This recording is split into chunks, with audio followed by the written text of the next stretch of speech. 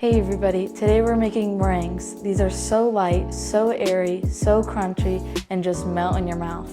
And it only takes a few simple ingredients to make. Let's get started. So before starting, you're gonna wanna make sure your stand mixer and whisk are really clean. You can do this by getting a little bit of vinegar on a paper towel and just wiping it down. Make sure it's all dry before using. Now we're gonna get our 4-room temperature eggs and separate the yolks from the whites. I like to use my hands when I do this. I just find it faster and there's less chance of me breaking it, like if I were to use the shell. But you could use what you want. If you are gonna use your hands, make sure you give them a good wash.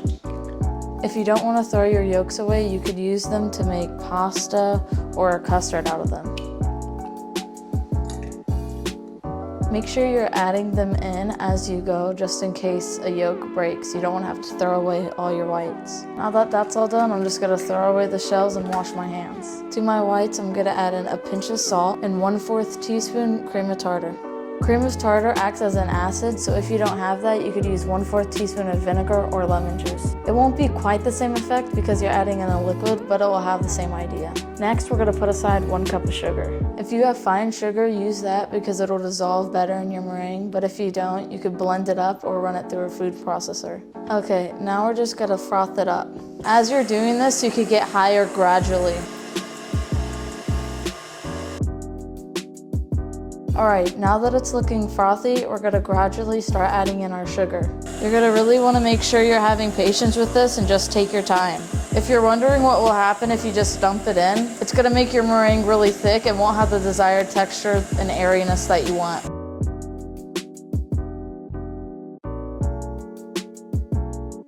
Okay, now that it's all done, I'm just gonna scrape the bottom to make sure everything gets incorporated. You can add in almond extract, peppermint extract, rosewater extract, orange blossom extract, whatever you've got, but I'm just using vanilla. At this point, if you wanna add in food coloring, you can do that now, but I'm just gonna leave mine white. This is exactly what we want it to look like, a nice stiff peak with no raw sugar bits. You really wanna make sure all the sugars dissolve because it'll have a gritty texture and will affect the appearance of your meringue.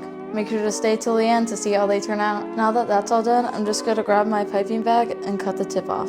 I'm using an 847 tip, but you could use whatever you've got. At this point, I'm gonna preheat our oven to 200 degrees Fahrenheit. Now to our pan, I'm just gonna put a little dollop in each corner before putting our parchment paper on top. This is just to help it stay so it doesn't slide around when we're piping them out. These are my favorite, and my Nana and everyone always ask me, why are these my favorite? Because they're just so simple. They're just eggs, whites, and sugar. To be honest, I don't even know why I like them so much either. They just have a good taste and texture. I like the crunch.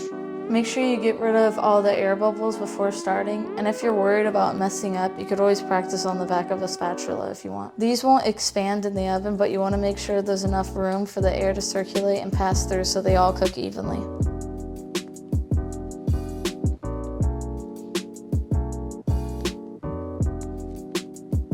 Look at how glossy these look. Okay, now that I'm all done piping our meringues, I'm just going to put them in a 200-degree oven for 1 hour.